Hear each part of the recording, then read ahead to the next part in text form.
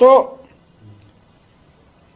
मैं कहना चाहता हूं कि दिल्ली की जनता ने इतने भारी बहुमत से सरकार बनाई है अपनी, और वो सरकार एकमात्र सरकार है जो टीचर्स को भेज रही है।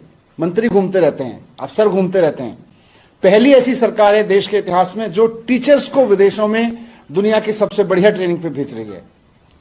अब भारतीय जनता पार्टी, क्योंकि सर्विस डिपार्टमेंट उसके पास उसने नाजायज कब्जे से कर रखा है, तो उसकी फाइल पे रख के 30 टीचर्स तो दिसंबर में जाने थे, वो नहीं जाने दिए। अब अगले 30 मार्च में जाने, वो भी नहीं जाने देंगे। तो सारे स्कूल बंद ही कर दो ना फिर, अगर अच्छी शिक्षा देनी नहीं है तो मैं आपके माध्यम से एलजी साहब से हाथ जोड़ के विनती करना चाहता हूं कि आप बीजेपी के हर षड्यंत्र में साथ देते हैं, आप बीजेपी का इस षड्यंत्र में साथ मत दीजिए कि दिल्ली की एजुकेशन को बर्बाद करना है।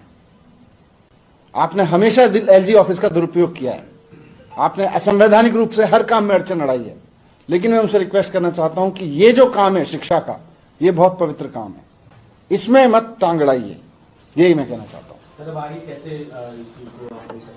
नहीं भेजेंगे उनके पास फाइल, फिर से भेजेंगे इसको, उनसे रिक्वेस्ट करेंगे कि आपको दिल्ली के गरीब लोगों से क्या दुश्मनी है, आप भी तो दिल्ली के एलजी हैं। दिल्ली के लोगों को अगर अच्छी सरकारी स्कूल में शिक्षा मिल रही है तो आप उसको बर्बाद क्यों करना चाहते हैं? तो अभी लेटेस्ट वाला जो आप बता रहे कॉस्ट बेनिफिट वाला, अभी लेटेस्ट क्या है, इसके चलते रुका हुआ है मामला?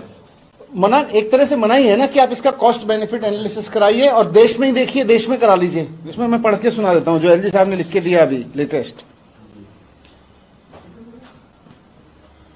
Department must place in record the cost benefit analysis in tangible terms. अब ये टेंजिबल टर्म्स में क्या होता है जी? एक टीचर पे मान लो 1 लाख रुपए खर्च हो रहा है, ट्रेनिंग पे 1.5 लाख रुपए खर्च हो, टेंजिबल टर्म्स में क्या बताओगे जी? 2 लाख रुपए का फायदा हो गया।